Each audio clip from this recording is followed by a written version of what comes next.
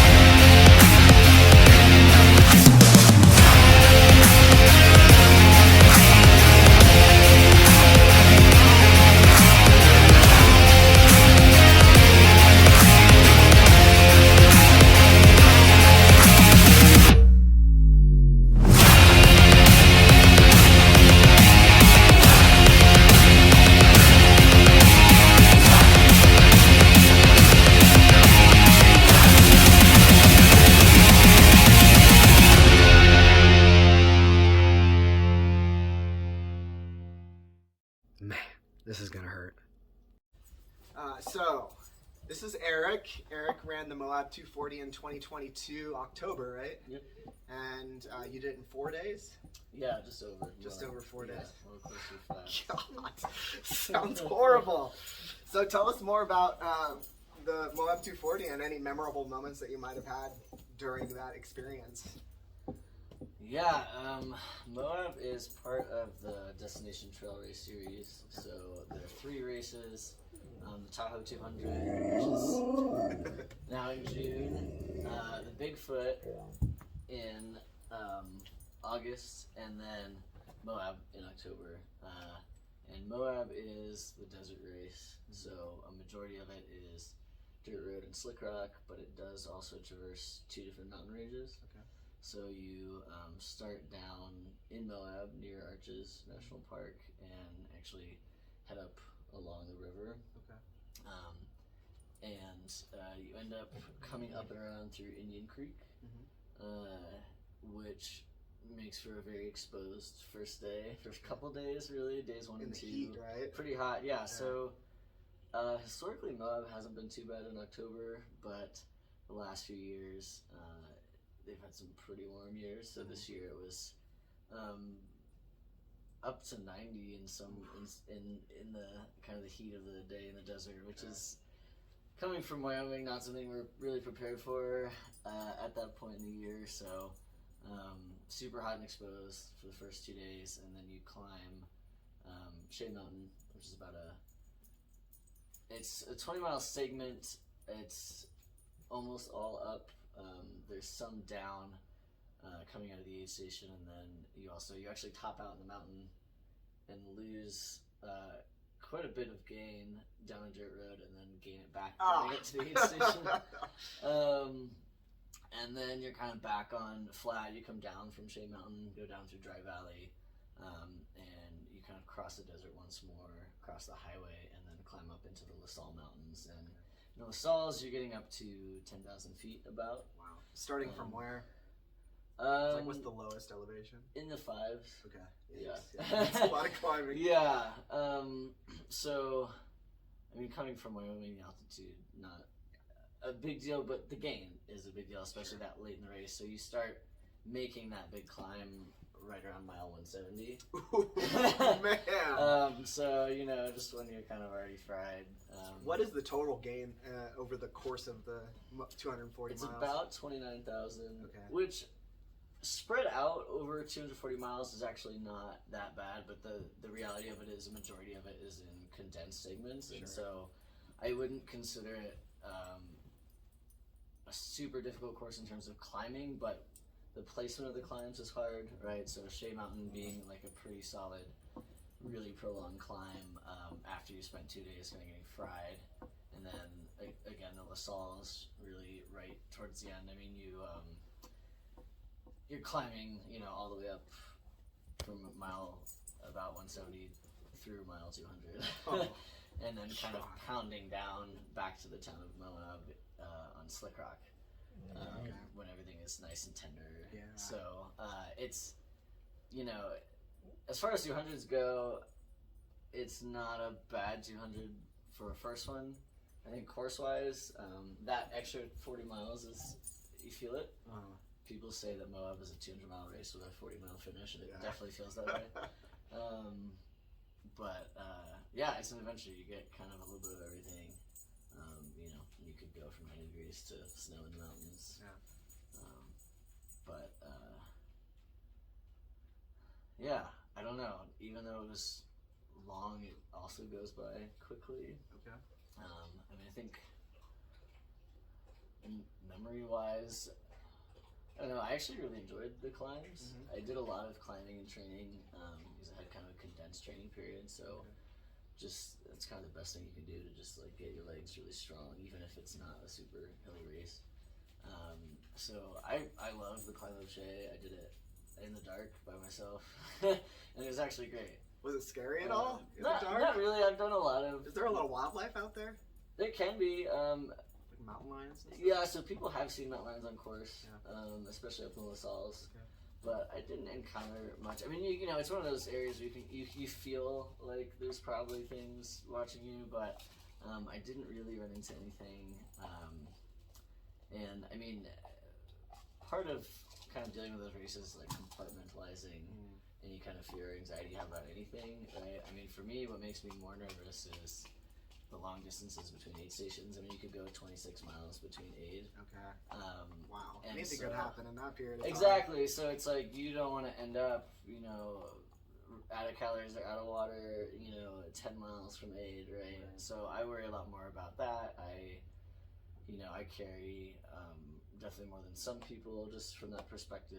Like I carried a little med kit, you know, 'cause it's like if I get a laceration and I'm however far from aid, you know, I want to be able to do something about it, right? Yeah. So, but you really have to like be prepared and be in control, but also not always be thinking about everything that could go wrong. So I would say like, you know, I wasn't too vigilant mentally. Like I purposely kind of tried to tune out a lot of the time. And I think that worked really well because it would be easy to freak out, you know, at a lot of different points, whether it's because you're heat exhausted or, whatever, you're super cold or you're, you know, so low on calories that you're shaky. Yeah, I really, really enjoyed the climbs, and that surprised me. I just because I assumed that I would just be trash, but such a long length of flat running. Like there's a big section between the bottom of Shea Mountain and the next. I mean, the majority of the first couple of days is flat, but there is some variation. But super flat between the bottom of Shea and the climb up into the La Salles, and it's just like this, like 30-mile section of just kind of flat, hard-packed dirt road, and that was my absolute least favorite. Even though you know it's considered to kind of be an easy section, I found it really monotonous. I found like the hard pack to be not as good on my muscles. Sure. Did you have a big crew? I had kind of a motley crew. My original crew from the year before, when I'd been planning to do it, none of them could come, and they had been kind of my dream team. Sure. So it was a bit of a thrown together crew of folks that like had posted on social media, and I at least one of them I'd never met, and then two of them were acquaintances and friends, and but none of them had crewed before, which was definitely a mistake. You know, so they definitely became overwhelmed. You really have to be down for anything if you're gonna crew. I mean, anything from 100 miles to especially 200 miles. You know, you have to know that you're gonna be exhausted. Things are gonna happen at odd hours. Your runner is not going to be pleasant all the time. They're not going to be on top of it all the time, right? I mean, I got about 6 hours total throughout the whole 240 miles, throughout the whole 4.5 days. And so of sleep. Yes. And yeah. That's more than a lot of people get. Yeah, some people don't get, some people get all the way up to like 10 or 12, and then, you know, most people get, some people don't even get up to 2. So, you know, when I saw them, like, at the major crew stops, I would try to get like an hour to an hour and a half, and then supplemented that with trail naps. But, yeah, you know, 3 was plenty, and they also each paced for a little while. Okay.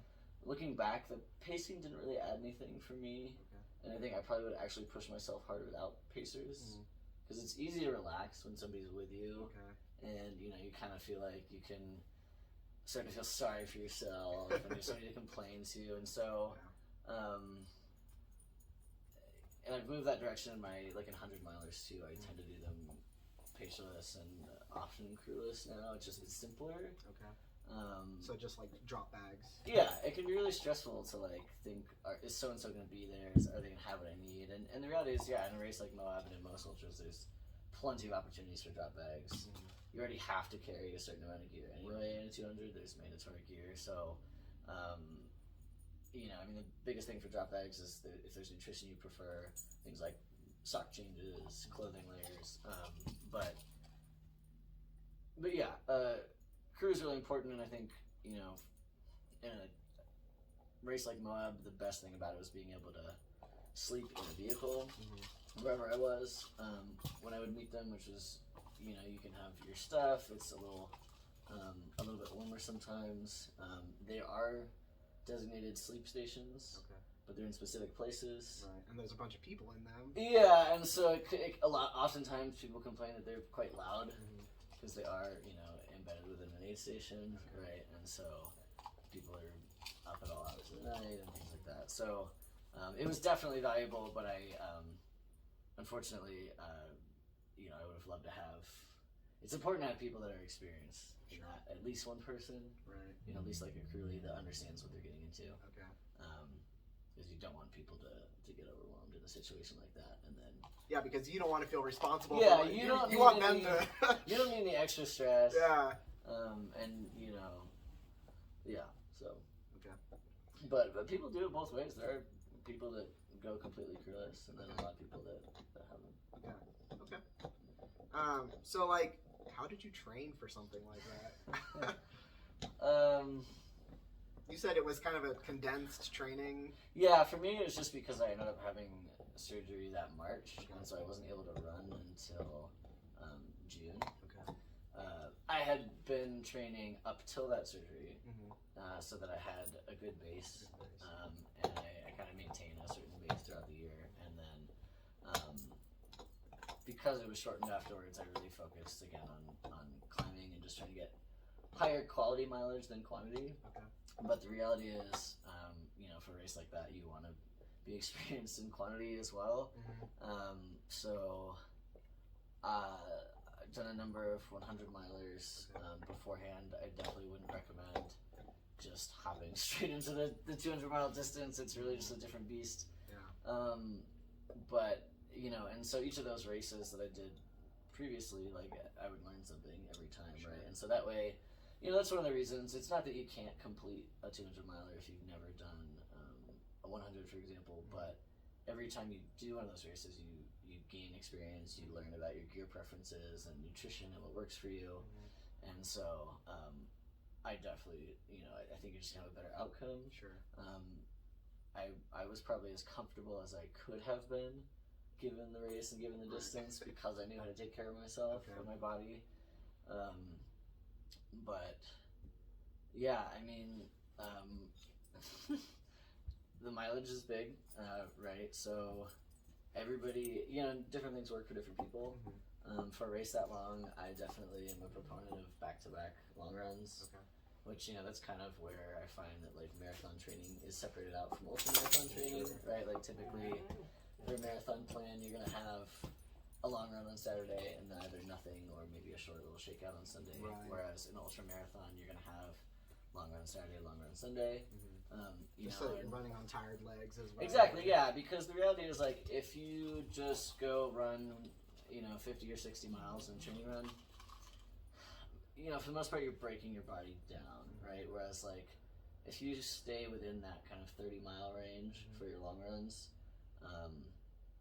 and then repeat it the following day, that's where you can actually make progress without kind of degrading your muscle, without risking injury as much. And so, again, everybody approaches it differently, but a friend of mine who got me into 200s, he's a podium finisher in 200s, and he does not run more than about 25 miles in his long runs. Okay. But he'll do them, back to back, and then some people will split up and do doubles, right? So,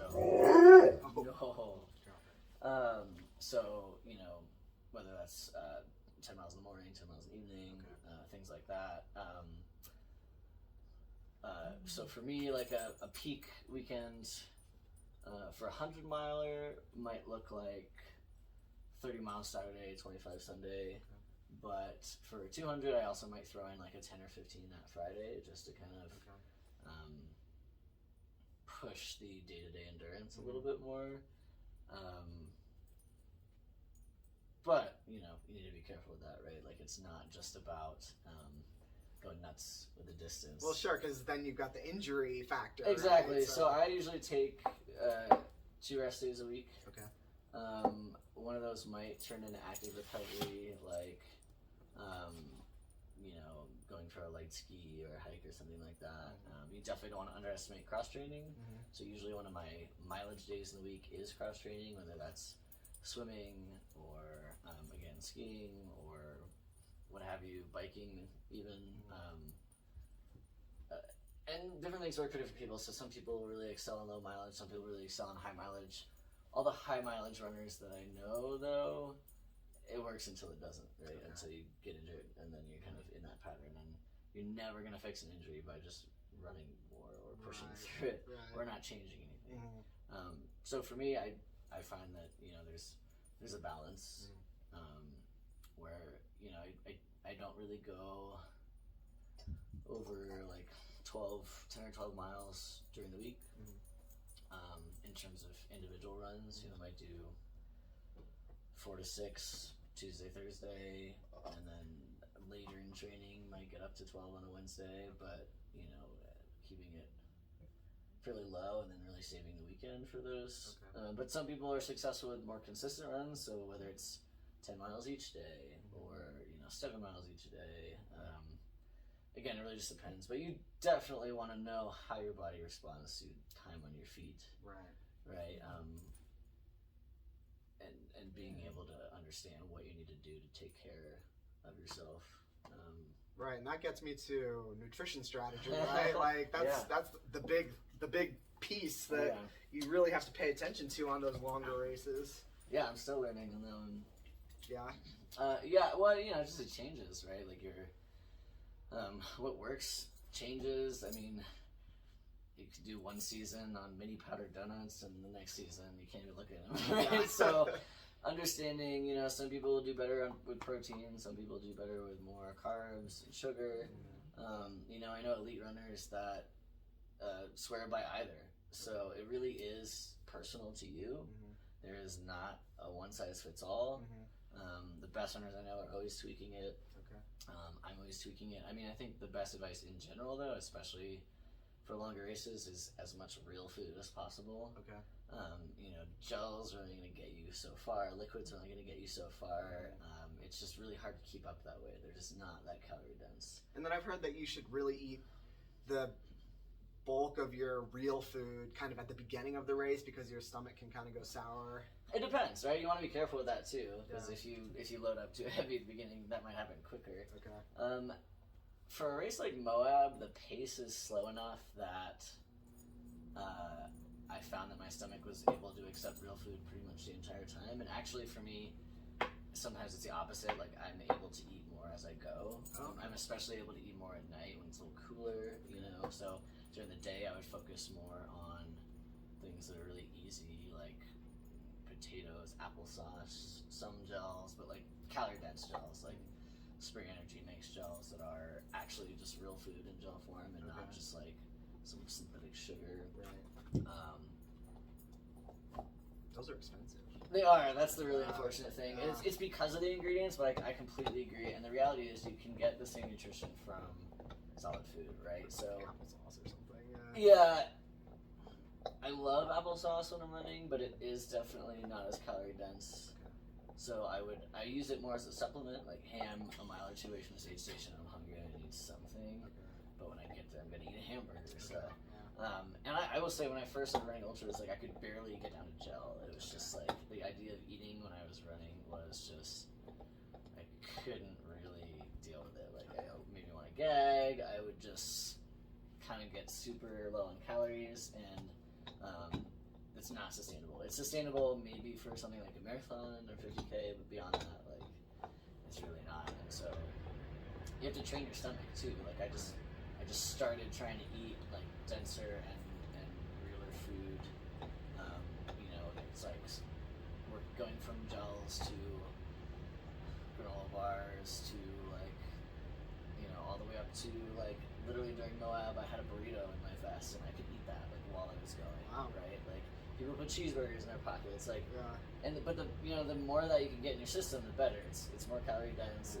It's what you actually need, and so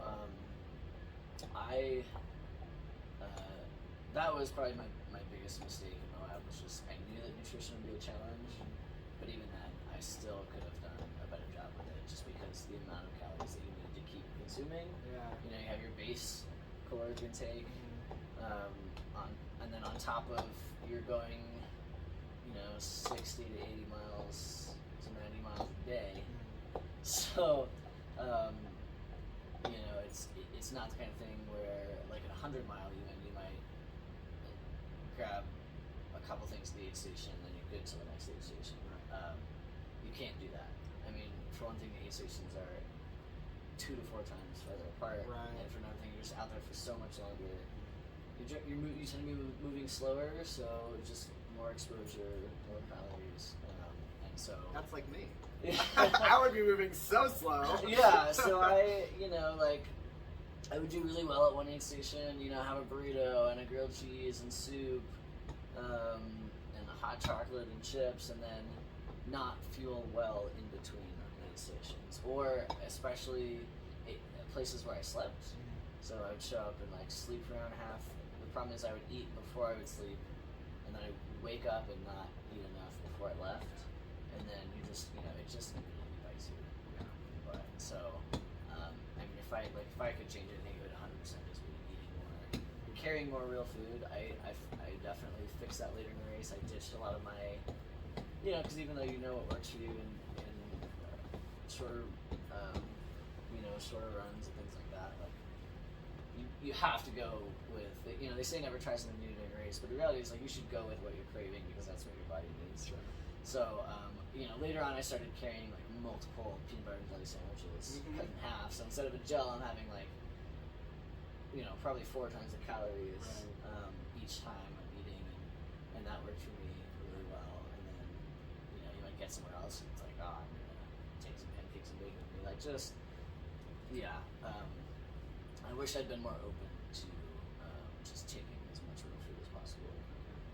And again, in shorter races, like in a 100-miler or so, you could get by definitely with less, but the more you can train your stomach, the more adaptable you'll be anyway. It's not like I take hamburgers with me when I'm doing a training run. Right. But I will try different things and just have different options, because if you're always eating the same thing on a trail run and then race day comes and your stomach is like no, then you need to have some idea of what might work for you.